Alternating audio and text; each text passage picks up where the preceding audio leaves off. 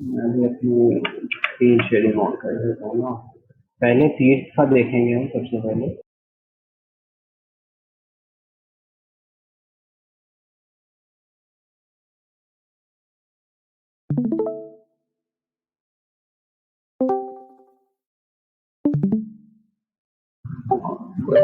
Shivansh group पे बता दो कि वो आ गया, अजान लाइव है।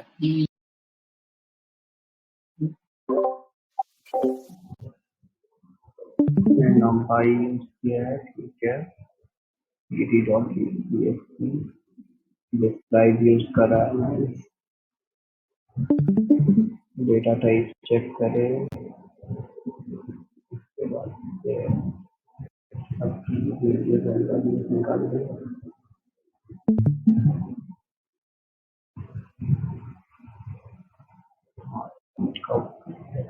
कैटर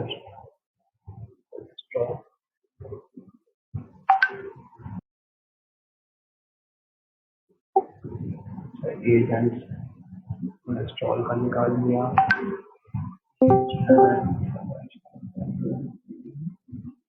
इंस्टॉल का मार्क निकाल लिया। ये क्या है? कैटर प्लॉट,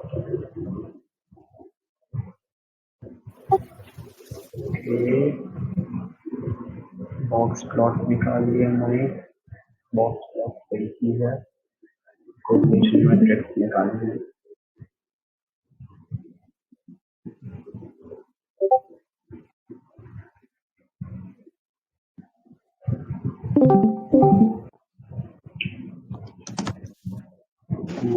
निकाल लिया है। ईमेल आईडी निकाल लिया।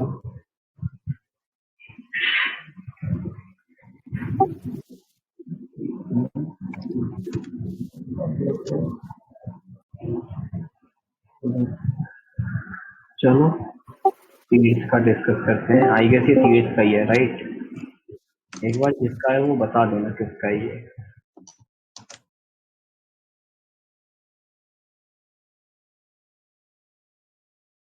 बीसी माइक पे लिख दो या कहीं पे लिख के बता दो, मतलब ये किसका है। मेरे पास तो मतलब सबके डाउनलोड हो जाए तो मैं एक एक करके देखता जाऊंगा। हाँ, ठीक है। तो सीरीज तुमने मतलब बेसिकली ठीक ठाक काम किया है, लेकिन इसमें यार देखो कुछ इश्यूज हैं। इश्यूज में सबसे पहला इशू ये है कि हमारे जो डेटा टाइप्स हैं, जब तुमने हार्ड डॉट डी टाइप करके देखा तो our age is an integer, जो मतलब अंडरस्टैंडेबल था। लेकिन now our sex, sex is basically तुम्हारा जेंडर, तुमने उसे भी एज एन इंटीजर ट्रीट किया है, राइट? तुम्हारा नेक्स्ट है सीपी, सीपी को भी तुमने इंटीजर लिया है। टेस्ट बीपीएस इंटीजर लिया है, कोलेस्ट्रॉल को भी इंटीजर लिया है। एफईएस ईसीजी हैलैच एक्सचेंज, बेसिकली तुमने जिसको जो गिवन डेटा टाइप था उस तरह से यूज करा है। नाउ इसमें इशू क्या है, लाइक द रीजन, सबसे पहले मैंने मतलब तुम लोगों को जो है डेटा सेट का वो नहीं दिया था, एक डिस्क्रिप्शन साथ में कि like which column represents what. तो इसका रीजन यही था कि बहुत बार ऐसा होता है मेडिकल डेटा सेट्स में स्पेशली, कि like this is the case with medical data set. जब तुम्हें वो मतलब डेटा सेट देते हैं तो दैट इज वेरी अच्छे से mask. Now the reason for this masking, they want to like secure the privacy of person जिसका वो तुम्हें डेटा दे रहे हैं। तो इस चीज को मतलब मास्क करने के लिए वो कॉलम्स के नाम को चेंज कर देते हैं। वो पूरे पूरे कॉलम्स को स्केल कर देते हैं दूसरी वैल्यूज में, ताकि तुम देख के समझ ना पाओ कि ये एज हो सकता है या ये कुछ और हो सकता है। बेसिकली वो वैल्यूज को का रेशियो सेम रखेंगे, लेकिन वो चीज को वो चेंज कर देंगे। नाउ ये जो गिवन डेटा सेट था जो मैंने दिया था, दैट वाज लाइक तब भी मतलब एक तरह से बहुत ही कम इसमें मास्किंग की गई थी, बहुत ही कम प्रिवेंटिव मेजर्स यूज किए गए थे। एंड लाइक मैंने बस इसका डिस्क्रिप्शन इस वजह से नहीं दिया था ताकि I wanted you guys to like work on the part जहाँ पे तुम ये चीज सीखो कि how to proceed with a data set जहाँ पे तुम्हें कोई डिस्क्रिप्शन नहीं मिलने वाला। Because whenever we talk about data set, जो सबसे मेन इंपॉर्टेंट चीज होती है वो होती है डिस्क्रिप्शन। लेकिन एट टाइम्स बहुत सी कंपनी, बहुत से मतलब ऑर्गेनाइजेशन ये करते हैं कि वो डेटा सेट तो देंगे लेकिन they won't actually describe it for you, and the reason they actually do that is for the privacy of the customer. Basically अब जैसे कोई बैंकिंग की कंपनी है, वो तुम्हें डेटा सेट प्रोवाइड करेगी, लेकिन वो अगेन उस डेटा सेट को बहुत अच्छे से मास्क कर देगी, वो उस चीज को बहुत अच्छे से हाइड कर देगी। और इसको हाइड करने का रीजन यही होता है कि they don't want the privacy of the customer to be leak किसी भी तरीके से। तो इस वजह से तुम मास्किंग देख सकते हो, इवन दो यहाँ इन्होंने ऐसा नहीं करा है। तो उस केस में तुम्हें अपनी अंडरस्टैंडिंग से, अपने प्रीवियस एक्सपीरियंस को यूज करके डेटा सेट को अंडरस्टैंड करना पड़ेगा। अब जैसे तुमने यहाँ पे अगेन प्लॉट किया है इन चीजों को, तो usually we don't also plot, क्योंकि देखो तुम्हारे पास वीएस कोड अवेलेबल है, तुमने प्लॉट करके देख लिया। लेकिन एट टाइम्स क्या होता है कि तुम जिस सर्वर पे काम कर रहे हो, that can actually be a virtual machine, that can be like, अबे तुम्हारे पास ग्राफिक इंटरफेस ही नहीं है ग्राफ देखने के लिए, तुम बस कोड डालोगे एंड तुम्हारे पास वैल्यूज आएंगी। तो इट्स नॉट मतलब ईडीटीए में ग्राफ्स आर नेसेसरी, लेकिन पहली कोशिश ये की जाती है कि हम बिना ग्राफ के चीजों को अंडरस्टैंड करें। Like graphs are the last step of understanding. अगर एकदम ही समझ में नहीं आ रहा है डेटा सेट का ट्रेंड, तब भी प्रेफर कि चलो ठीक है हम ग्राफ देख के डेटा को समझते हैं। The very first step is कि मतलब हम जो डेटा है उसका टेक्सचुअल वो ले एनालिसिस। तो मतलब ग्राफ प्लॉट करना वाज अ नाइस स्टेप, लेकिन ये यूजुअली हम एंड में करते हैं। स्टिल अब देखो इसको, डेटा सेट को देखते हैं। तो हमने ये देखा कि age is a continuous variable हमारे पास, कि हर एज के रिस्पेक्टिव हमारे पास कुछ काउंट्स हैं, and that is a continuous variable, like we have 40, we have 41, we have 42, इस तरह से। लेकिन जो हमारा कॉलम्स है gender, now that is basically either zero और one, which is not mentioned कि जीरो क्या है वन क्या है। ऑल वी नो इज की कुछ बस। Next CP, zero, we have a zero, we have a one, we have a two, and we have a कुछ भी continuous variables नहीं है। These look more like some categories। लेकिन फिर हमारा जैसे टेस्ट BPS है, दैट इज अगेन 100 से लेकर के 200 के बीच में स्कैटर्ड है, फैला हुआ है, मतलब रेंज इसकी काफी बड़ी है, कंटिन्यूअस वेरिएबल्स नहीं है। नेक्स्ट कोलेस्ट्रॉल, अगेन कोलेस्ट्रॉल नाम से पता चल रहा है कि it must be a continuous variable. FBS is again zero and one, तो डाटा दैट मतलब वो कैटेगरीज हो सकते हैं, क्योंकि कोई भी इंटीग्रल वैल्यूज ऐसी नहीं होगी कि जीरो एंड जीरो के बाद वन एंड स्केल खत्म। This has to be a categorical value. Next we have rest ECG, again zero one two, continuity नहीं है, बस तीन सेट ऑफ रेंज है जिसमें पूरा डेटा सेट निपट रहा है। तो दिस मस्ट बी अ क्या कहते हैं तुम्हारा categorical value. Next we have thalach, 75 से लेकर के 200 के बीच में स्कैटर्ड है, it has to be an integer या float value. Next we have your exang, now this is again zero and one के बीच में, तो this has to be a categorical value. Old peak, अब देखो ओल्ड पीक इज तुम्हारा zero से लेकर के सिक्स के बीच में, तो we can think of this as a क्या कहते हैं तुम्हारा कैटेगरिकल वैल्यू की छह कैटेगरीज होंगी। लेकिन पता कैसे चला कैटेगरीज नहीं है? We have zero and one के बीच में भी डेंसिटी, लाइक तुम देख सकते हो जीरो पे कुछ वैल्यूज हैं, जीरो एंड वन के बीच में 0.5 होगा, उस पे भी कुछ वैल्यूज हैं। तो अगेन कंटिन्यूअस है जीरो एंड वन के बीच में भी, तो it has to be a क्या कहते हैं तुम्हारा इन float value, because it's a decimal. Next we have your slope. Now slope is तुम्हारा 0, 1 and 2 categorical value.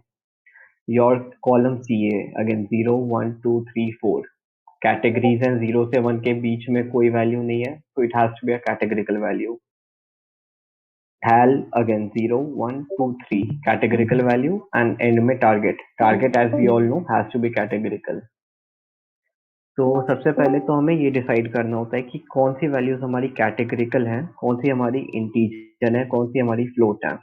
बिकॉज अगर तुम यहाँ देखोगे तो इन्होंने सब कुछ इंटीजर दे रखा है, लेकिन जब हमने डेटा सेट का ग्राफ देखा, जब हमने डेटा सेट का डिस्ट्रीब्यूशन देखा, तो हमने ये रियलाइज करा कि these are not actually integers, these are actually categories जिनको एक इंटीजर वैल्यू असाइन करी गई है। Now this was only possible क्योंकि हमने ग्राफ देखा या हमने उनकी वैल्यूज का डिस्ट्रीब्यूशन देखा। तो सबसे पहला स्टेप है कि हम ये देखें हमारे पास हर कॉलम में कैसी वैल्यूज हैं। उन वैल्यूज से हम ये डिसाइड करेंगे कि हमारे कौन से कॉलम्स इंटीग्रल हैं, कौन से फ्लोट वैल्यूज पे जाएंगे एंड हमें किसे कैटेगरी में कन्वर्ट करना पड़ सकता है। नाउ मोस्टली क्या होता है कि तुम्हें कैटेगरिकल डेटा कैटेगरीज में दिया हुआ रहता है, but again her data set का अपना अलग फॉर्मेट होता है, हर डेटा सेट तुम्हारे लिए इतना इजी नहीं करके देता है। तो you actually need to know कि तुम्हें किस वेरिएबल को कैसे ट्रीट करना है। You actually need to know कि मतलब तुम्हें कैसे पता चलेगा कि ये चीज कैटेगरी है या ये चीज इंटीजर है। तो ये चीज तुम्हें डेटा सेट को देख के समझना पड़ेगा। नेक्स्ट इसने यहाँ पे हर चीज को एक साथ प्लॉट कर दिया वैल्यूज को। Now see, this is a very bad idea क्योंकि तुम अगर देखोगे तो तुम्हारे डेटा सेट का जो स्केल है बहुत ही अनइवन है and uneven in the sense. तो देखते हैं अनइवन क्यों है। एज इज योर वैल्यू मिल जाता है बस। तुम्हारा जेंडर जीरो मिलता है। तो इट्स लाइक जो तुम्हारा मैक्सिमम क्रॉस कर जाता है एंड दूसरा वैल्यू तुम्हारा मैक्सिमम। तो द सेम वुड मीन तुम्हारे पास बहुत ही बड़ा फिगर होना चाहिए जहाँ पे तुम 1 2 3 4 सबको मार्क करो समझने के लिए। अदरवाइज तुम्हें दोनों के लिए अलग अलग ग्राफ प्लॉट करने होंगे because plotting them on the same graph would mean nothing, तुम्हें समझ में भी नहीं आएगा ट्रेंड। अगेन तुम्हारा सीपी इज 0 से 3। अगर तुम क्या कहते हैं इसे फिर प्लॉट करोगे तो अब देखो दिक्कत क्या होगी तुम्हारे साथ। Your gender is basically a category. इसे प्लॉट करने का कोई मतलब नहीं है। तुम कैटेगरीज को प्लॉट नहीं कर सकते हो, तुम कैटेगरीज का पाई चार्ट बना सकते हो। CP is again a category, तुम कैटेगरीज को प्लॉट करके कुछ अंडरस्टैंड नहीं कर सकते हो। Just because it is an integer value does not mean कि तुम इसे प्लॉट करोगी। तो इसलिए दिस वाज नॉट नीडेड, इसे डिलीट कर दो। नेक्स्ट तुमने क्या करा है, तुमने स्कैटर प्लॉट करा है एज को एंड कोलेस्ट्रॉल को। So this is a very मतलब this scatter plot is a good way of understanding how two different variables are correlated। लेकिन अब देखो यहाँ पे तुम्हारे पास नंबर ऑफ कॉलम्स कम थे, नंबर ऑफ क्या कहते हैं वेरिएबल्स कम थे, तो तुमने स्कैटर करके देख लिया। लेकिन यूजुअली ऐसा होता नहीं है। Usually you have data sets जिसमें 28-28 कॉलम होते हैं and if you like start सबको एक एक करके एक दूसरे से देखना तो it can become very hectic. क्यों? क्योंकि आगे देखो अब तुमने फिर से स्कैटर करा एज को थैलेज के साथ। तो तुम क्या कर रहे हो, तुम एज को बेसिकली सबके साथ कंपेयर कर रहे हो। फिर तुमने एज को कोलेस्ट्रॉल के साथ ही करा है लेकिन इस बार तुमने बार प्लॉट यूज करा देखने के लिए। फिर तुमने एज को जेंडर के साथ करा एंड तुमने उसका उसका वो देखा कि कितनी क्वांटिटीज किस तरह से जा रही है, डेंसिटीज बेसिकली। तो this is not a very good way to handle things because सबसे बड़ी दिक्कत यही होगी कि तुम कितने कॉलम्स प्लॉट करोगे इस तरह से अंडरस्टैंड करने के लिए। तुम एज को सबसे टैली करते रहोगे, फिर तुम दूसरे कॉलम पे आओगे, तुम दूसरे को सबसे टैली करते रहोगे एंड एंड में you will get a graph जो बस तुम्हें ये बताएगा कि इन दोनों का वेरिएशन कैसा है। It does not give you a very good idea कि मतलब वैल्यू बढ़ती है तो फिर किस तरह से स्लोप राइज करता है, लीनियर रिलेशन है, polynomial relation. It does not tell you anything like that. It only gives you a scattered view. so this is not a very good idea कि तुम इस तरह से एक एक करके प्लॉट करो। हाँ अगर ये होता कि तुमने पहले कोरिलेशन मैट्रिक्स निकाल ली, फिर तुमने ये देखा कि इन दोनों का कोरिलेशन स्ट्रॉन्ग है एंड उसके बाद तुम प्लॉट करके देख रहे हो कि मतलब why is this correlation so strong, then it can be like understandable कि तुमने मतलब पहले correlation वैल्यू देख ली एंड जिनके बीच का correlation बहुत स्ट्रॉन्ग है तुम बस उन सारी वैल्यूज को प्लॉट कर रहे हो। नेक्स्ट इज तुम्हारा box plot. Now box plot is a very good way to understand your outliers. Now I guess सबको आउटलायर्स पता है right? Like do you guys know about outliers? जो स्टैंडर्ड उससे बाहर होते हैं।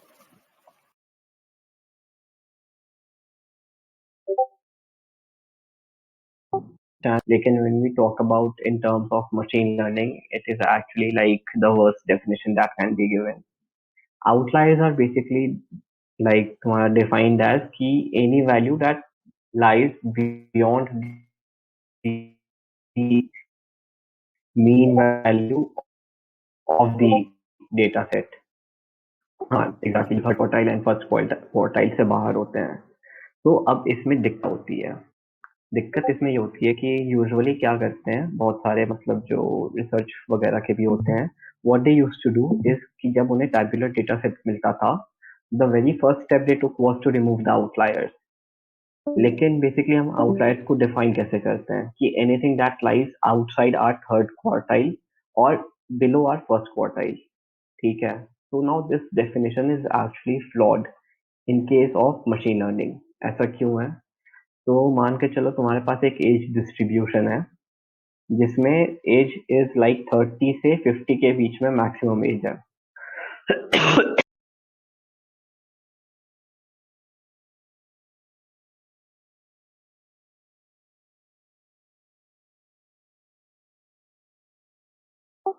जो तुम्हारी मैक्सिमम एज है वो 30 से 50 के बीच में डिस्ट्रीब्यूटेड है। लेकिन अब तुम्हारे पास क्या है, तुमने सर्वे किया था एंड तुम्हारा सर्वे कुछ ऐसे लोगों ने भी भरा जिनकी एज 70 है एंड कुछ ऐसे लोगों ने भी भरा जिनकी एज 10 है। लेकिन ये फ्रैक्शन बहुत कम थे। मान के चलो 10 लोग ऐसे थे जिनकी एज 70 है एंड 5 लोग ऐसे थे जिनकी एज 10 है। तो अब दिक्कत क्या होगी कि when you like visualize this with a box plot, तो बॉक्स प्लॉट सीधे ये बोलेगा कि अब जो तुम्हारी एज 70 है एंड एज 10 है, these values are actually outliers and तुम्हारा सीधे वो क्या जाएगा कि I have to remove them because they are outliers. क्योंकि बॉक्स प्लॉट सीधे क्वार्टाइल्स निकालेगा एंड क्वार्टाइल्स आएंगे तुम्हारे 30 एंड 40, क्योंकि मैक्सिमम वैल्यूज इन दोनों के बीच में है। So anything above that or anything below that for you would be an outlier, even though that's not actually an outlier. An outlier क्यों नहीं है वो? Because that is an age column. An age column तुम्हारा 0 से लेकर के 100 तक तो जा सकता है। तो बेसिकली आउटलायर की जो डेफिनेशन है वो यहाँ इसलिए फ्लॉड हो गई क्योंकि हमारा जो मतलब पर्सपेक्शन है वो गलत था। Our perspective of defining outliers was flawed here. तो box plot, while it is a very good way to like understand your data, it actually like gives you, it also gives you a very like false understanding of the data। because अब देखो इन्होंने क्या करा है, cholesterol जैसे तुम देख रहे हो, तो कोलेस्ट्रॉल की जो नॉर्मल लिमिट होती है वो तुम्हारी 300 होती है, कुछ की 350 तक जाती है। लेकिन that is not always the case. There are patients जो मतलब बहुत ही सीवियर ओबेसिटी से सफर करते हैं जिनका कोलेस्ट्रॉल 400 500 प्लस भी जाता है। So obviously these values that we see above here, they are not actually outliers. They must lie in the range। लेकिन दिक्कत क्या है, क्योंकि तुम्हारे पास जो नॉमिनल डेटा सेट है उसमें पेशेंट्स की एज बस का कोलेस्ट्रॉल बस इतना था, these became outliers for the algo। Next अब देखो FBS। नाउ FBS में सेम दिक्कत आई, क्यों? क्योंकि अगर हम FBS का प्लॉट देखते हैं तो FBS का है, हाँ, our FBS basically it is a categorical value. लेकिन दिक्कत क्या है, हमारे पास 250 जीरो के केसेस हैं एंड लेस देन 51 के केसेस हैं।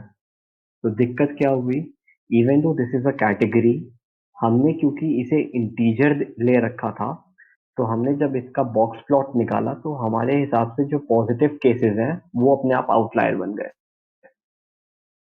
तो मतलब समझ में आ रहा है कि हम क्यों किसी चीज को इंटीजर नहीं कैटेगरी लेके चलते हैं स्टार्टिंग से ही।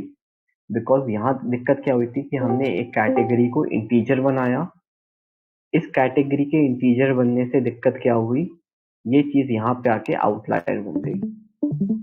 और ये आउटलायर इसलिए बन गई क्योंकि हमारे पास जो पॉजिटिव केसेस थे वो बहुत ही कम थे। सिमिलरली हमारा जो थैलैच है, our thalach is again a continuous value. लेकिन देखो दिक्कत क्या है, 75 के कुछ केसेस हैं हमारे पास लेकिन उसके बाद सीधे हमारे पास केसेस 75 के बाद अराउंड 90 पे हैं, एंड 90 से लेकर के 200 के बीच में हमारे पास अच्छे खासे केसेस हैं। लेकिन डज दैट एक्चुअली मीन कि 75 वाले हमारे आउटलायर्स हैं? बिकॉज 0 से लेकर के 200 के बीच का range is a very good range. इसके बीच में डेटा कहीं पे भी आकर कर सकता है। तो having a 75 is not an outlier अपने हिसाब से। लेकिन दिक्कत क्या हो रही है? दिक्कत ये हो रही है क्योंकि हमारे पास जो डेटा सेट है उसमें क्वार्टाइल के का रेंज कुछ और था, तो हमारे लिए 75 का range actually became an outlier. Next is अपना टेस्ट बीपीएस, इस चीज को भी देख लेते हैं। तो आर टेस्ट बीपीएस अगेन, कुछ वैल्यूज हमारे पास 200 की हैं, 180 तक की हैं, एंड कुछ डेंसिटीज हमारी 100 से शुरू हो रही हैं। तो इसने क्या किया है टेस्ट बीपीएस ने? इसने 200 वाली वैल्यू को आउटलायर बता दिया है, even though they were not actually an outlier. वो रेंज में थे, लेकिन क्योंकि हमारे डेटा सेट का डेंसिटी कर्व हल्का सा स्क्यूड था, इस वजह से ये अपने आप आउटलायर बन गए। तो द इशू इज कि मतलब हमें आउटलायर्स को जो है स्टैटिस्टिकली डिफाइन नहीं करना पड़ेगा। हमें हर वैल्यू का मतलब एक अंडरस्टैंडिंग होनी चाहिए कि if this is with in this range तो क्या ये सही में आउटलायर है या ये मतलब हमारे डेटा स्क्यूड है इस वजह से हो रहा है। नेक्स्ट, तुमने यहाँ पे कोरिलेशन मैट्रिक्स निकाल लिया है, राइट? तो अब देखो तुम्हारी कैटेगरीज के वजह से क्या दिक्कत आएगी।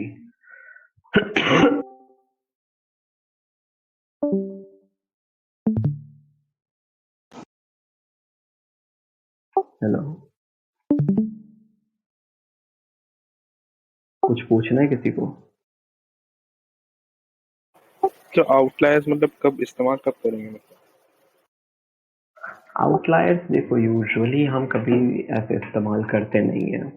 तुम्हारे जो दूसरे डेटा सेट्स होते हैं when we talk about computer vision problems या एनएलपी, वहाँ तो these things don't exist. These only exist when we talk about हमारा क्या कहते हैं टैबुलर डेटा सेट। लेकिन even in tabular data set we usually do not remove outliers these days. Like I have this paper with me, I'll share it with you people also, जिसमें उन्होंने बस ये discuss करा है, I guess 53 pages का PDF है, कि why we should not remove outliers। And इसका रीजन बस इतना है कि जो हमारे आउटलायर्स होते हैं that actually depends upon our understanding. Model का काम है हर चीज को तुम्हारा क्या कहते हैं उस तरह से ट्रीट करना स्टैटिस्टिकली। लेकिन जो हमारे पास डेटा सेट होता है दैट इज नॉट अ मतलब क्या कहते हैं तुम्हारे पास पैसों का काम कि हम उस चीज को स्टैटिस्टिकली देखेंगे। We use the statistical tools, लेकिन क्योंकि हमारे पास रियल वर्ल्ड डेटा है जिसमें रेंजेस 0 से लेकर के 1000 10,000 तक जाते हैं, उससे ज्यादा भी जाते हैं, उससे कम भी जाते हैं, नेगेटिव में भी जाते हैं चीजें, तो ऑब्वियसली हमारे पास there is no such thing as outliers. हम ये कह सकते हैं कि like these are extreme cases, these are edge cases जिसपे हमारा मॉडल कभी फिट नहीं हो पाएगा। लेकिन वी डोंट एक्चुअली से कि मतलब this is an outlier and we should totally disregard it.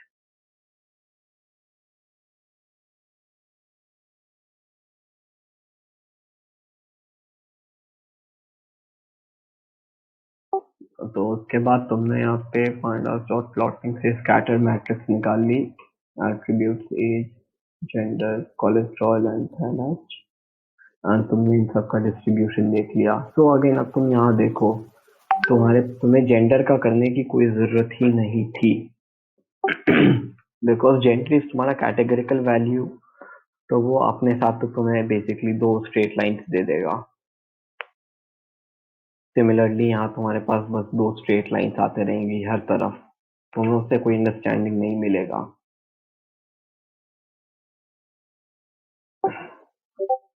Next, तुमने एज को ये करा कि तुमने मेल फीमेल डिफाइन कर दिया है, senior citizen and non senior citizen define कर दिया, एंड फिर तुमने ये देख लिया कि कितने सीनियर हैं कितने नॉन सीनियर हैं, एंड कितने मेल हैं कितने फीमेल हैं। ठीक है, तो मतलब बेसिकली इट वाज ठीक ठाक।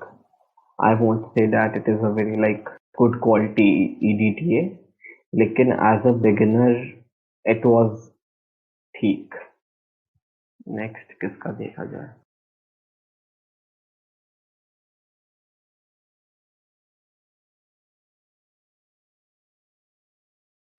हाँ, I'll discuss this in the end.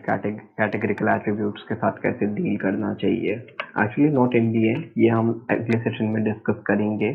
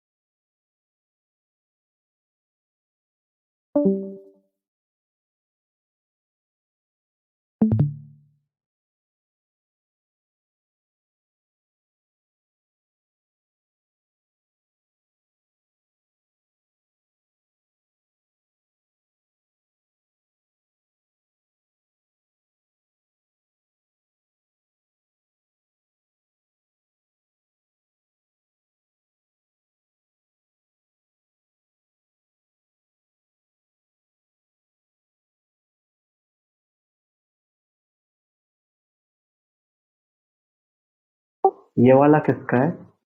मेरा है अब्बास। हाँ, ये अच्छा लगा मेरे को. मतलब कुछ चीजें तुमने अच्छी करी हैं. एक second, let me see the profile report also. तुमने आई गेस रिपोर्ट भी भेजी है. ये उसने मॉड्यूल ने बनाई है, मैंने मतलब उसको इंपोर्ट किया था इसी मॉड्यूल को। हाँ, वो तो मतलब आई सॉ दैट, लेकिन फिर भी एक बार देखा जाए कैसा रिपोर्ट बनता है.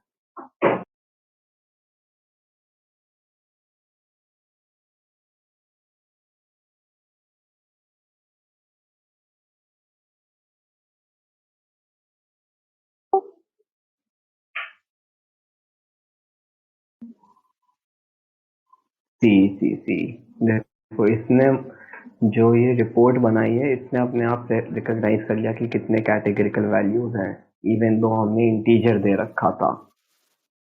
इट एक्चुअली रिकॉग्नाइज्ड कि हमारे पास कितने कैटेगरिकल वैल्यूज हैं just from the data set. And जो कैटेगरिकल है उसने यहाँ मेंशन भी कर दिया है. कैटेगरिकल है एंड डिस्टिंक्ट कितनी वैल्यूज हैं, distinct percentage, mean of the data. Even though this actually feels like cheating, and this obviously is cheating, क्योंकि EDT हम ऐसे करते नहीं है usually. कोई मैं ही This is actually like a very good way. लेकिन again correlation matrix में आते आते दिक्कत आ गई. And you will actually understand कि correlation matrix मारने में क्यों दिक्कत हो जाती है किसी भी डेटा सेट के साथ. अगर मतलब हम ये कैटेगरिकल वैल्यूज और इंटीजर्स को चेंज नहीं करते हैं तो.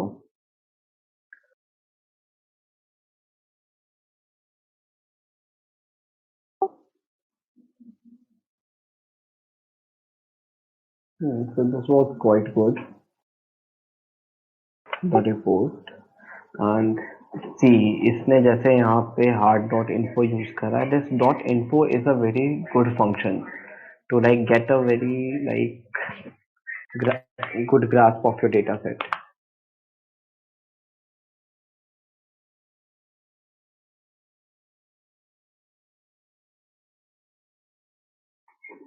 Like what it actually does is कि ये तुम्हें एक तो null values बता देता है कि in case there are null values if any.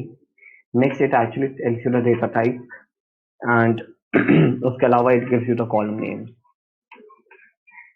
तो तुमने column names निकाल लिए and फिर तुमने correlation matrix निकाली. You plotted the correlation matrix and फिर तुमने value counts निकाल लिया. जो भी मुझे कैटेगोरिकल कहते हैं उनके निकाले वैल्यू काउंट्स। अच्छा, नाइस. अच्छा किया तुमने.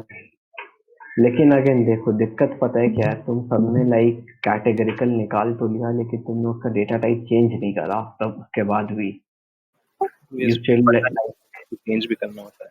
let it remain it as an integer.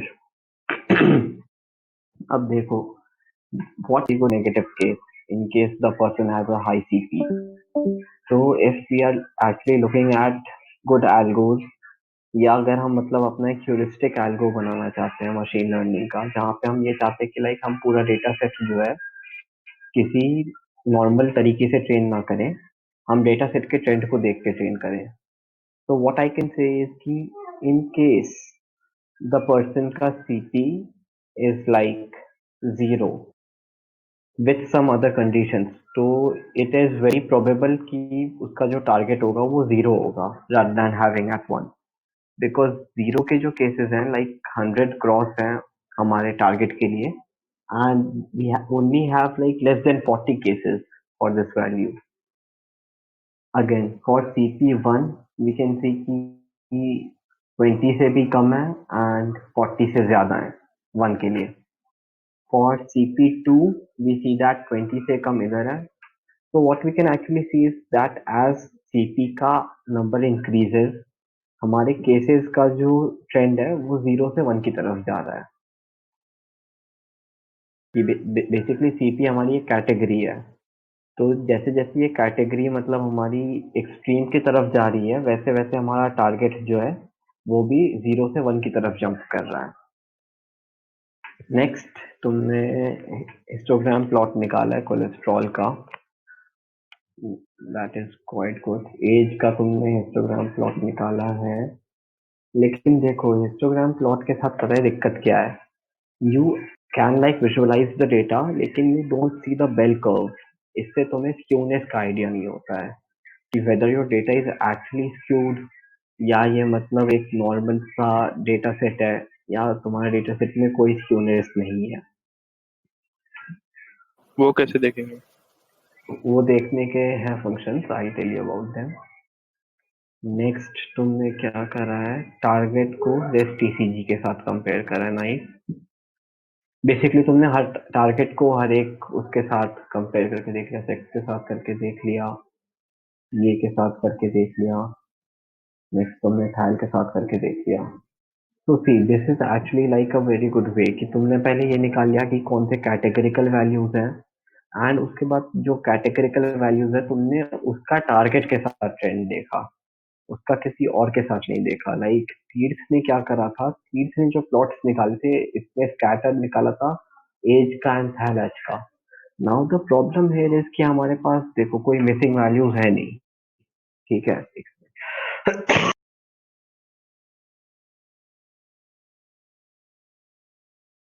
we actually don't have any missing values here.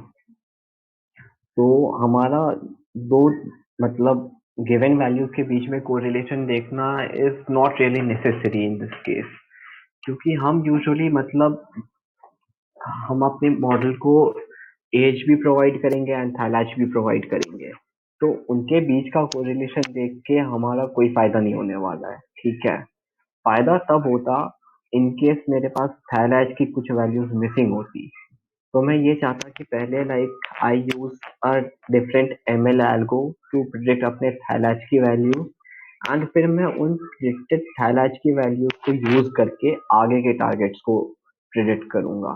Basically double stage prediction. Double stage prediction के और भी अच्छे एग्जांपल्स हैं मिसिंग डेटा सेट के साथ. लाइक देयर आर टाइम्स जब हमारे पास कुछ रीडिंग्स अच्छी आती हैं, कुछ रीडिंग्स अच्छी नहीं आती हैं, जिस वजह से हम लाइक उस पूरे कॉलम को 0 कर देते हैं या उस पूरे कॉलम को नॉट अ नंबर कर देते हैं. तो अब दिक्कत ये होती है कि लाइक अगर पूरा कॉलम ही नॉट अ नंबर है तो we have to remove it. लेकिन अगर हमारे पास कुछ इंस्टेंसेस पे नॉट अ नंबर है, कि कुछ इंस्टेंसेस पे रीडिंग खराब हो गई, मान के चलो कि तुम एक बेसिकली बना रहे हो किसी तरह का लाइक क्या कह सकते हैं, you are basically like making a device to predict the light in a room, and अब तुम्हारे पास दिक्कत ये हो रही है कि तुम लाइट के साथ साथ टेम्परेचर भी मेजर कर रहे हो रूम का, तुम रूम का सैचुरेशन भी देख रहे हो, ह्यूमिडिटी भी देख रहे हो, मतलब तुमने रूम के और भी पैरामीटर्स निकाले हैं to predict the ambient light in the room. And अब कुछ टाइम बाद क्या हुआ कि तुम्हारा जो थर्मामीटर है वो खराब हो गया. तो जब तक थर्मामीटर रिप्लेस हुआ तब तक की जो टेम्परेचर की वैल्यूज थी दैट एक्चुअली वेंट मिसिंग. लेकिन तुम्हारे पास टेम्परेचर के अलावा बाकी सारी वैल्यूज हैं। तो what we would try to do is कि हम बाकी वैल्यूज से कोशिश करेंगे कि हम उस टाइम का टेम्परेचर प्रिडिक्ट करके देखें।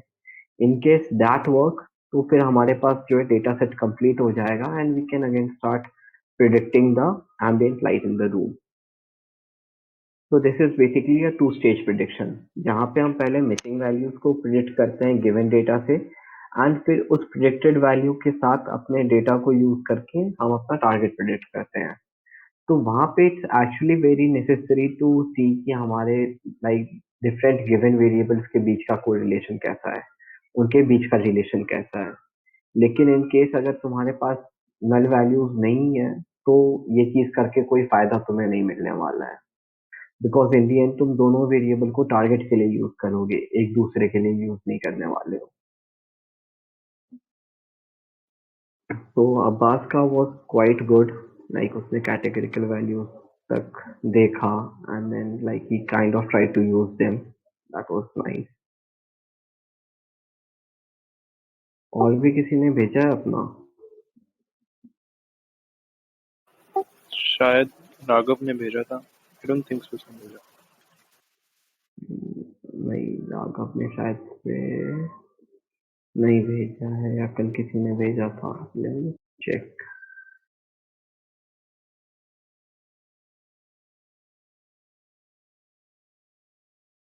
नहीं, और किसी ने नहीं भेजा, बस तीर्थ ने भेजा था या अब्बास ने भेजा था।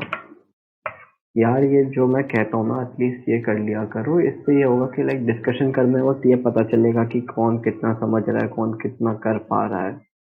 एंड इससे ये अंडरस्टैंडिंग दूसरी अच्छी होती है कि लाइक हमें भी पता रहता है कि दूसरे बंदे को क्या क्या आता है।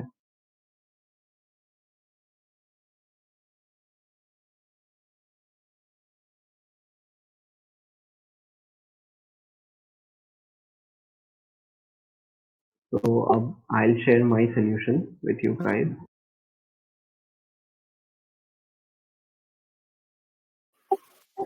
तो सबसे पहले तो लाइक मैंने भी यही करा, डेटा सेट अपना इंपोर्ट कर लिया। Next I printed the column, like this is something I would suggest कि सब करो डेटा हेड के अलावा। लाइक यहाँ हमारे पास कम कॉलम्स थे, इसलिए हमारा पूरा डेटा डॉट हेड में दिख गया। In case we have like 30-40 columns, तो ये चीज पूरी नहीं आती डेटा सेट, वो बीच में ही डॉट डॉट डॉट करके गायब कर देता है। तो हमेशा अपने कॉलम्स को प्रिंट कर लिया करो। नेक्स्ट मैंने वही data frame dot info use करा है अब्बास की तरह, and then I got to like know कि हमारे पास कौन कौन से कॉलम्स हैं, उनकी क्लासेस क्या है। So what I saw was कि even though I have columns like sex and CP, जो मतलब मुझे नाम से पता चल रहे हैं कैटेगरिकल है, एक टाइम के बाद तुम्हें भी अंदाजा हो जाएगा कि कौन सी वैल्यूज कैटेगरिकल हो सकती हैं, कौन सी नहीं हो सकती हैं। This is something that is totally dependent upon तुमने कितने डेटा सेट्स पे काम किया है। So I actually saw that I have a column that must be categorical, लेकिन it is given as integer. So I decided to see कि मतलब is like this the only value या ये सबके साथ है। तो सबसे पहले तो I used the data frame dot describe to like see how my data set is distributed and if like there are any like discrepancies, because बहुत से केसेस में क्या होता है कि it's not a null value, उसकी जगह कोई नंबर इंसर्टेड होता है या नंबर की जगह कोई कैरेक्टर इंसर्टेड होता है। कि लाइक मैंने अपने क्या कहते हैं, मान के चलो कोलेस्ट्रॉल की रीडिंग है, कोलेस्ट्रॉल की रीडिंग में डेटा एंटर करते वक्त 54 की जगह गलती से ए बी दब गया या बी सी दब गया या सी डी कुछ भी ऐसा दब गया, जिसके वजह से it is a like normal character, लेकिन इट इज नॉन न्यूमेरिकल। तो what my data frame dot describe does is कि वो मुझे ये बता देता है कि डेटा सेट में कोई डिस्क्रिपेंसी तो नहीं है, कि लाइक कोई ऐसा कॉलम तो नहीं है जिसमें मतलब दिक्कत आ रही है, जिसका अब जिस कॉलम का मीन नहीं निकलेगा उससे अपने आप पता चल जाएगा कि लाइक इस कॉलम में नंबर्स होने चाहिए थे, लेकिन इस कॉलम में नंबर्स के साथ साथ कुछ और भी है। Now what I did was कि मैंने हर कॉलम के यूनिक वैल्यूज को विजुअलाइज करा। नाउ ये चीज मैं देखो ग्राफ से भी कर सकता था, लाइक तीर्थ ने ग्राफ पे करा है, लेकिन why I did not actually use a graph was because there are times when it happens कि हमारे पास जो है एक ग्राफिक यूजर इंटरफेस अवेलेबल नहीं होता है। एंड मशीन लर्निंग में ये बहुत ही कॉमन प्रैक्टिस है कि देयर आर टाइम्स जब हम मतलब अपने डेटा सेट को कम्प्लीटली वर्चुअल मशीन पे होस्ट करके रन करेंगे फॉर अ बेटर जीपीयू, तो उस टाइम में हमारे पास जीयूआई अवेलेबल नहीं होगा because we have to use a GPU. तो हम अपने रिसोर्सेज को बचाने के लिए नॉन ग्राफिकल इंटरफेसेस यूज करते हैं। एक सेकेंड यार। एंड उस वजह से दिक्कत ये होती है कि अब जिन लोगों को एकदम हार्डकोर ग्राफ्स पे काम करने की आदत है, they actually face this difficulty कि हम बिना ग्राफ के कैसे काम करेंगे। हमें डेटा सेट ही समझ में नहीं आ रहा कौन सा कॉलम इंटीजर है, कौन सा कॉलम क्या है। तो you actually like need to know कि हम किस तरह से इस चीज को हैंडल करते हैं।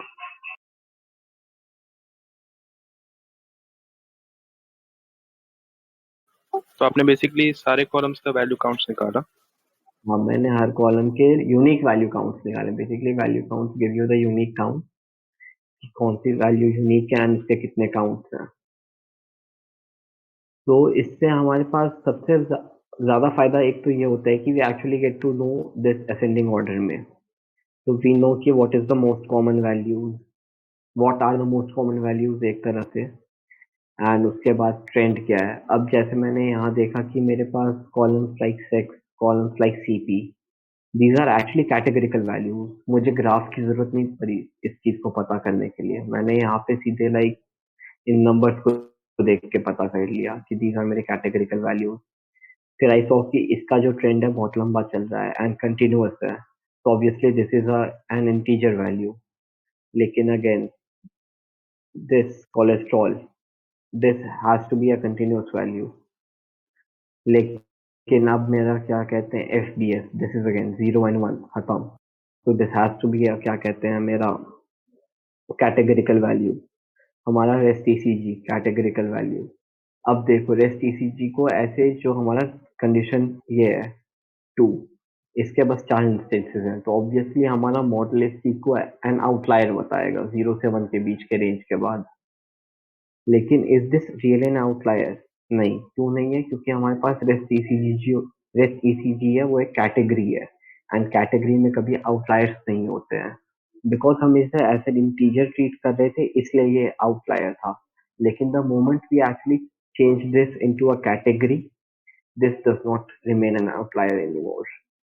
तो इसलिए मतलब ये चीजों इन चीजों को देखना बहुत जरूरी है। My E X A N G, this is again a category. मेरा ये क्या है old peak, this is a category again. My slope is a category. My CA, it is a category again. Next, TAL, it's a category and target is a category.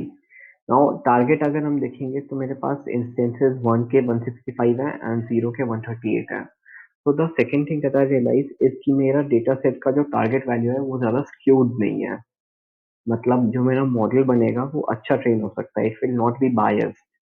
Usually क्या होता है कि हमारे पास कुछ डेटा सेट्स ऐसे होते हैं जिसमें हमारे पास पॉजिटिव क्लासेस बहुत ज्यादा होते हैं, नेगेटिव क्लासेस बहुत कम होते हैं।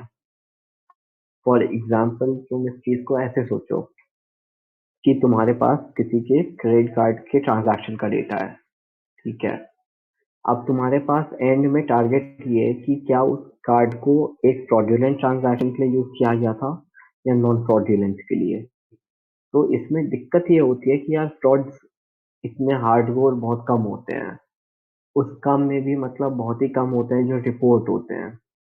उनमें भी मतलब बहुत से यूजर्स ऐसे होते हैं जो इस चीज को शेयर नहीं करना चाहते। तो एट दी एंड होता ये है कि हमारे पास जो फ्रॉड केसेस हैं वो बहुत ही कम मिलते हैं हमें एंड नॉन फ्रॉडुलेंट हमारे पास भर के मिलते हैं। तो हमारा जो डेटा सेट है वही पूरी एक तरह से स्क्यू हो जाता है इस अनअवेलेबिलिटी की वजह से। तो ये चीज हमेशा हमें चेक करना पड़ता है कि हमारा जो डेटा सेट है वो बैलेंस्ड है या नहीं है। एंड बैलेंस हम हर क्लास के लिए चेक नहीं करते हैं, हम बस अपने टारगेट के लिए चेक करते हैं क्योंकि बाकी चीजों से हमें मतलब नहीं है, वो हम एज एन इनपुट देने वाले हैं। ठीक है। तो from the given stats to realise the column are categorical value, तो हमें इनका डेटा टाइप चेंज करना पड़ेगा। तो लाइक अब्बास ने करा था कि उसने लाइक कैटेगरीज प्रिडिक्ट कर ली थी, लेकिन वो उसे चेंज नहीं कर पाया था। तो to change the data type, जब मैं डेटा फ्रेम डॉट इन्फो देखूंगा, I actually get categories like text, categories like CP, fps, REST-ECG. These are all now categories. These are not integers anymore. Next मैंने क्या करा कि मैंने as के हिसाब से अपने डेटा फ्रेम को असेंडिंग ऑर्डर में अरेंज कर दिया। यूजुअली हम चाहते हैं कि हमारी जो एक वैल्यू रहे वो असेंडिंग ऑर्डर में रहे डेटा की। यूजुअली फर्स्ट कॉलम या सेकंड कॉलम को ही हम चाहते हैं। And this is actually done to like see the complete trend of the data set in a graph format. Like अगर हम कल को सीधे मतलब ग्राफ से हमने वैल्यूज निकाली है, मैं उसे प्लॉट करना शुरू कर दूं numpy array यूज करके, तो numpy एक्चुअली अरेंज नहीं करता है। seaborn एंड तुम्हारी जो मतलब मैटप्लॉटलिब होती है, ये क्या करते हैं कि ये एक्चुअली उस चीज को पहले अरेंज कर देते हैं। लेकिन इफ आई सीधे स्टार्ट प्लॉटिंग मेरा क्या कहते हैं एज विथ कोलेस्ट्रॉल यूजिंग हमारा numpy का plot 1 by 1, like scatter plot की जगह मैं लाइन प्लॉट यूज कर दूं, तो हमारे पास जो प्लॉट आएगा वो बहुत ही ऊपर नीचे आएगा। एंड ये ऊपर नीचे इस वजह से आएगा क्योंकि हमारे एज का प्लेसमेंट बहुत ही हैपहैजर्ड होगा। तो in case if I like arrange it ascending order में, तो मेरा एक रो जो है वो पूरा सिक्वेंशियल बन जाएगा। तो even if I extract out this as an array, तो मेरे को उस एरे में जो है सिक्वेंशियल डेटा मिलने वाला है प्लॉट करने के लिए। नेक्स्ट हमने दूसरा ये देखा कि एज मेरा 29 से शुरू हो रहा है डेटा फ्रेम के हेड में, एंड डेटा फ्रेम के टेल में एज मेरा 77 तक जा रहा है। तो दिस इज अनदर रीजन हम मतलब इस चीज को सॉर्ट करते हैं, ताकि हमें ये पता रहे कि हमारी स्टार्टिंग वैल्यू क्या है एंड हमारी एंडिंग वैल्यू क्या है। नेक्स्ट मैंने अपने क्या कहते हैं लाइक ये मैंने सीबॉर्न को कुछ कमांड दिए हैं। सबसे पहले ये inline back end figure format क्या करता है रेटिना, कि it actually like enlarges the graph ताकि पढ़ने में आसानी हो। ठीक है, तो this was not a very necessary step, हम ये नहीं भी करते तो चलता। नेक्स्ट मैंने काउंट प्लॉट यूज करा टारगेट को जेंडर के साथ to see the like gender trends. Next मैंने टारगेट को सीपी के साथ चेक करा अगेन सीबॉर्न का काउंट प्लॉट यूज करके, ताकि मैं ये देख सकूं कि लाइक कौन सी कैटेगरी के किस तरह से ट्रेंड्स हैं हमारे टारगेट के लिए। नेक्स्ट मैंने एफबीएस के साथ देखा है, बेसिकली मैंने हर कैटेगरिकल वैल्यू के साथ इसका वो देख लिया टारगेट पे इम्पैक्ट कि किस तरह से डिस्ट्रीब्यूशन है। नेक्स्ट टारगेट को स्लोप के साथ देख लिया मैंने, टारगेट को सीए के साथ देख लिया, एंड देन टारगेट को थैल के साथ देख लिया। तो बेसिकली देखो इसका इन ग्राफ्स का जो मेन इम्पोर्टेंस है, ये मशीन लर्निंग में इतना नहीं है। ये ज्यादा तब यूज आता है जब हम अपने से कोई एक ह्यूरिस्टिक एल्गो बनाने की सोचते हैं। Now what is exactly an heuristic algo is like it's a decision tree, कि जब हम एक डिसीजन ट्री बनाने की सोच रहे हैं विदाउट यूजिंग मशीन लर्निंग, हम अपने से पैरामीटर्स पास करना चाहते हैं।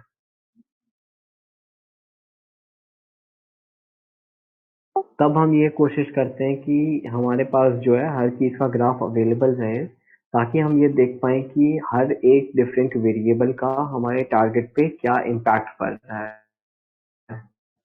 This actually like there are a few heuristic algo जो इस चीज को यूज करते हैं। व्हाट दे डू इज कि they allow the machine to predict, and उसके बाद उस प्रिडिक्शन के साथ they also enter a heuristic prediction, जो वो अपने अंडरस्टैंडिंग से बनाते हैं इस एल्गो को। एंड जो कलेक्टिव हमारे पास रिजल्ट आता है वो उन दोनों का समेशन होता है।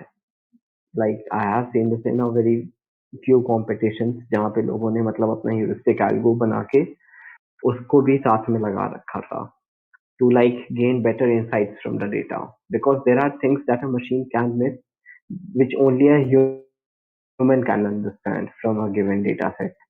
तो इस चीज की अंडरस्टैंडिंग की वजह से we actually see these heuristic algos a lot. Next मैंने क्या करा है, मैंने एक इसके बाद डिस्ट्रीब्यूशन निकाला है। क्वेश्चन हाँ, जो बोलो। ह्यूरिस्टिक एल्गोरिथम से बेसिकली हम लोग एक डिसीजन ट्री स्क्रैच से कोड करते हैं वो बनाने के लिए। नहीं, जरूरी नहीं है कि तुम एक डिसीजन ट्री ही कोड करोगे। तुम अपने हिसाब से तुम एक KNN क्लासिफायर भी कोड कर सकते हो, तुम एक क्लस्टरिंग एल्गो भी यूज कर सकते हो। Basically it totally depends upon you कि तुम्हें डिसीजंस लेने हैं या तुम्हें क्लस्टर करके देखना है, या तुम्हारा टास्क ही कुछ और है, तुम्हें रिग्रेसर बनाना है अपनी किसी गिवन इक्वेशन पे। It actually depends a lot upon तुम क्या चाहते हो, कि तुम्हारा गिवन टास्क क्या है उस टाइम पे। ओके। तो अब मैंने ये जो डिस्ट्रीब्यूशन प्लॉट्स निकाले, तो अब देखो, if I actually plot a distribution plot, so I'll get the bell curve too. Now this bell curve is actually very necessary to understand ki if my data set has any stagnant point, if it has basically two local maximas या कहीं पे local minima बीच में अकर करता है, कितने total मिनिमाज है मेरे पास, इन चीजों को अंडरस्टैंड करने के लिए we actually use the distribution plot. ये डेंसिटी के साथ प्लॉट करता है तुम्हारे कर्व को। अब देखो, जैसे मैंने एज को देखा, तो मैंने एज के साथ किसी और चीज को नहीं देखा, मैंने ये देखने की कोशिश करी कि out of the total data set मेरा एज किस तरह से डिस्ट्रीब्यूटेड है। तो आई सी कि 0 से लेकर के 30 के बीच में एक केस था, 30 से पहले।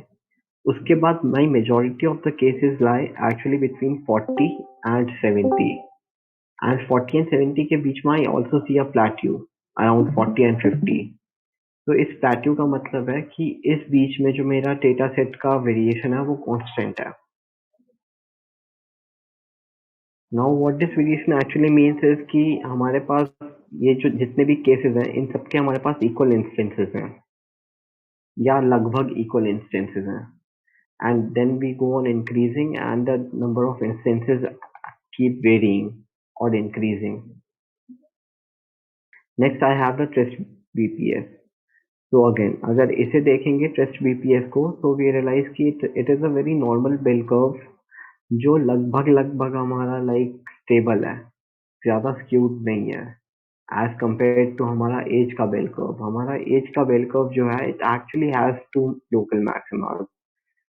तो इस वजह से this bell curve is not very stable. इसका जो लाइक हमारा कुछ मीन मीडियन आएगा, वो बहुत ही अजीब सी जगह पे आएगा एंड बहुत ही अजीब आएगा। एंड देन अगेन 50 के बाद we actually have a age जहाँ पे कोई डेंसिटी नहीं है, तो वो डेटा लेकिन मिसिंग। दैट नहीं, डेटा मिसिंग नहीं है। वो उस एज का ही हमारे पास डेटा नहीं है। जैसे अगर हम यहाँ देखेंगे 50 के अराउंड, लाइक ये 53 54 करके है, इसका हमारे पास कोई डेटा नहीं है। तो we okay. Can actually like see this from अपना क्या कहते हैं, यूनिक वैल्यू काउंट, जहाँ पे हमने निकाला था। तो this is age, we have 58 57 54 59, we have 52, we have 51, लेकिन यहाँ 56 में, अच्छा 56 भी है। There actually has to be something that is missing 50 के रेंज में। तो वो बेसिकली हम यहाँ से कॉरेस्पॉन्ड कर सकते हैं देख के। I guess 53 is missing. हाँ, डेटा सेट में 53 नहीं है, तो we actually have no instances for the age 53, जिस वजह से ये यहाँ पे जीरो जा चुके हैं डेंसिटी। तो ये जो लाइन है बेसिकली एवरेज है, वो जो लाइन प्लॉट हुई हुई है हाँ, इन। ये लाइन जो प्लॉट हुई है, ये एक एवरेज है डेंसिटी का। ये हमारा जो यूजुअल बेल कर्व है, वो ऐसा दिखेगा डेंसिटी का। नेक्स्ट मैंने फिर सेम चीज को टेस्ट बीपीएस के साथ करा, तो the bell curve is quite stable, हमारे पास ज्यादा वेरिएंस नहीं है डेटा का। नेक्स्ट हमारा क्या कहते हैं, cholesterol is again skewed, and cholesterol का स्क्यूनेस के साथ एक और चीज देखो, जो हमें बॉक्स प्लॉट आउटलायर बता रहा था, that is not actually an outlier. And outlier क्यों नहीं है वो, तो ऐसे देखो, 0 से 400 से पहले, लाइक 0 से 350 हमारा पहला बेल कर्व आ रहा है, लेकिन 350 या 360 जो इतना भी से कंसिडर करो, उससे लेकर के 450 तक हमारे पास एक और छोटा सा डिस्ट्रीब्यूशन है जो सेम बेल कर्व फॉलो कर रहा है। and again 500 के बाद we again have like a few values. So this actually means कि this is not an outlier. हमारे पास जो वैल्यूज हैं उनका डिस्ट्रीब्यूशन जो है वो इस तरह से डिवाइडेड है बेसिकली. हमारे पास पूरी एक कंटिन्यूस रीडिंग नहीं है बस. So you can say that there are three categories. नहीं, not exactly three categories. Like if we want, we can actually separate them into three categories. कि like 350 या 360 से पहले को एक बना दिया, 350 से 500 को एक बना दिया, and 500 से 600 को एक बना दिया. Like we can actually use these bell curves to make categories that can be like used for a better performance. जैसे एज है, तो एज पे हमने देखा कि हमारे पास दो छोटे छोटे कर्व्स हमें मिल सकते हैं.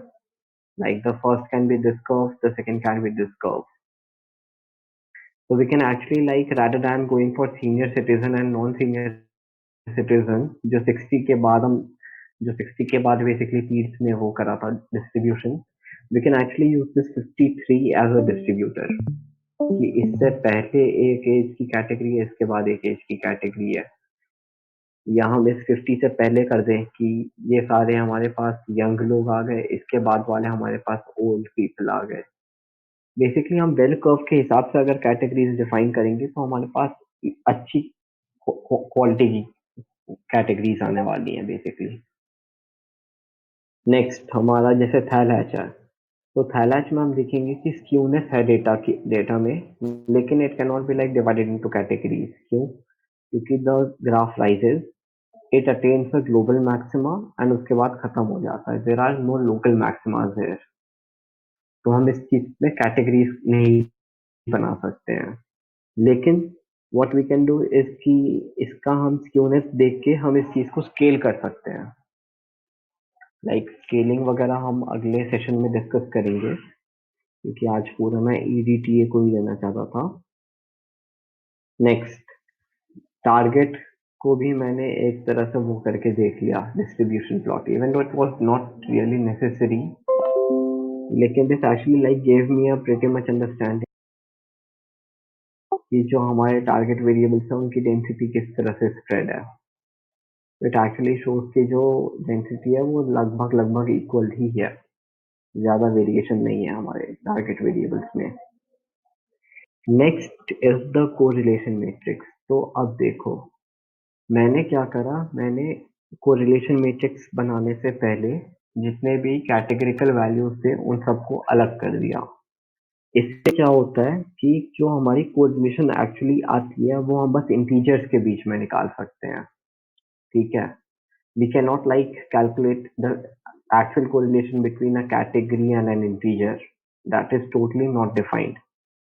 तो even if अगर मैं यहाँ पे sex के साथ इसका correlation निकाल रहा हूँ तो that is like a flawed method. ऐसा कुछ exist नहीं करता real world में. That is something that I am totally doing for my own satisfaction. ठीक है. तो उसके लिए मैंने उन्हें पहले ही कैटेगरीज में कन्वर्ट कर दिया, ताकि जब मैं कोरिलेशन निकालूं तो वो कैटेगरिकल वैल्यूज मेरे पास इस कोरिलेशन मैट्रिक्स में आए ही नहीं. एंड फिर मैंने कुछ एक मास्क लगा दिया numpy यूज करके, एंड इस चीज को मैंने एज अ ट्रायंगुलर प्लॉट निकाल लिया अपने पास. तो अब अगर हम यहाँ पे अपनी कोरिलेशन मैट्रिक्स देखेंगे तो हमें मतलब है बस टारगेट से. ठीक है. लेकिन इसके अलावा हम एक चीज ये नोटिस करते हैं कि हमारा एज एंड थैलेच जो है वो बहुत ही अच्छे से रिलेटेड है.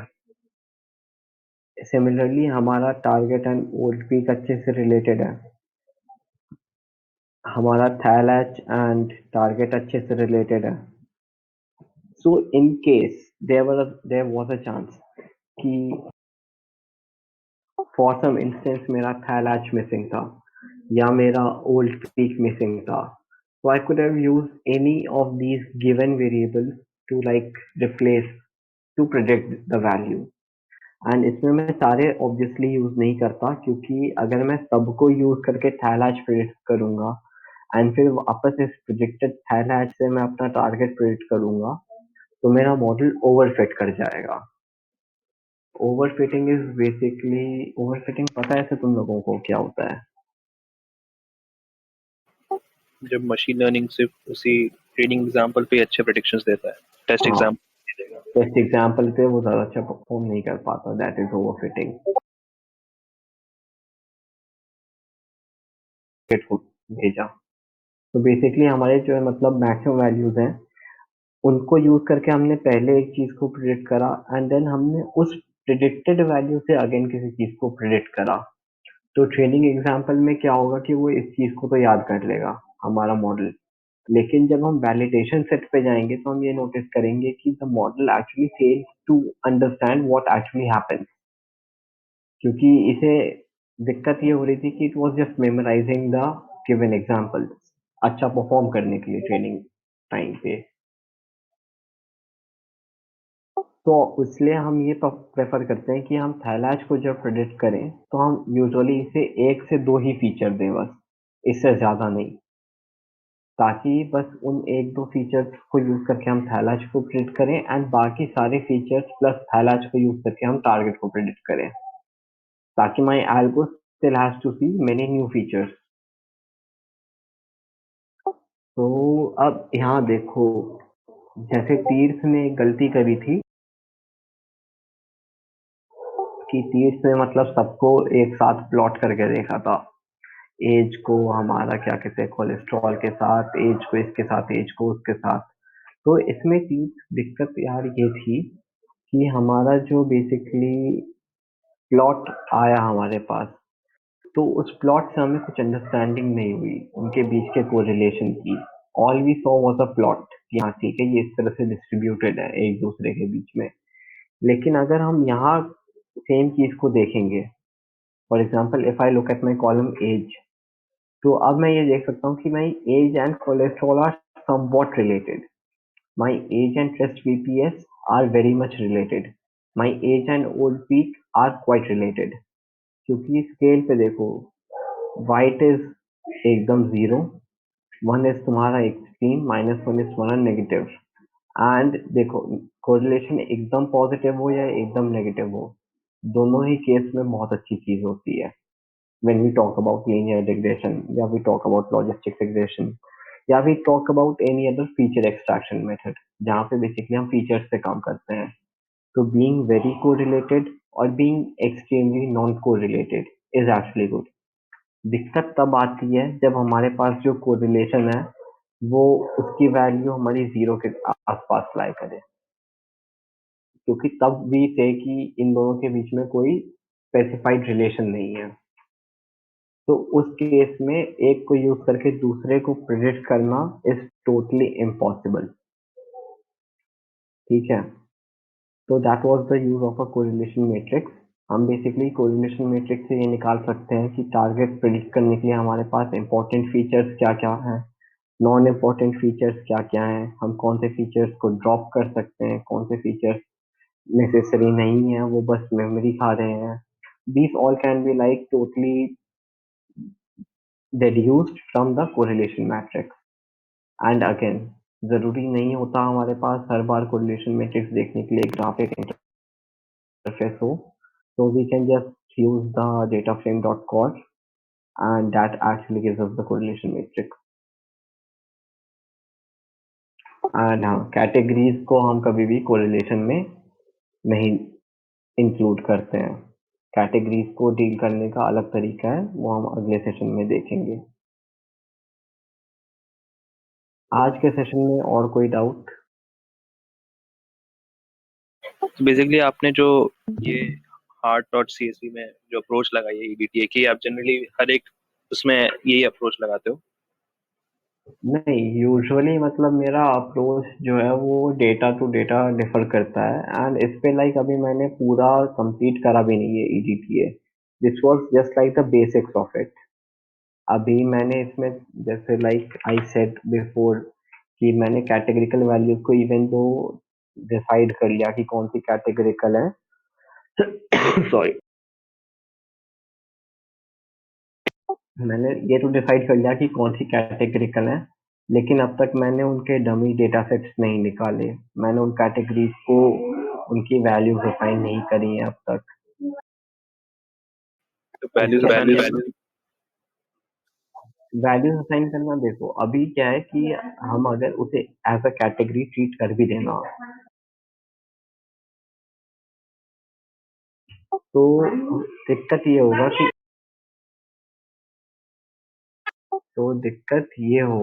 उस टाइम पे कि जब हम उसमें लीनियर रिग्रेशन लगाएंगे, तो हमारा लीनियर रिग्रेशन क्या करता क्या है, वो सीधे x1 plus x2 plus x3 multiplied by some factors m1 m2 m3 इस तरह से स्लोप के साथ मल्टीप्लाई करके ऐड कर देता है।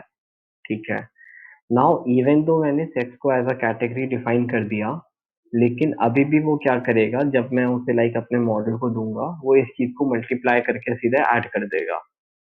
तो अब इसमें दिक्कत क्या आई मेरे पास कि if my gender is zero, तो मेरा जो है कुछ ऐड नहीं होगा, and if my gender is a male, तो it will add some amount for the prediction probability.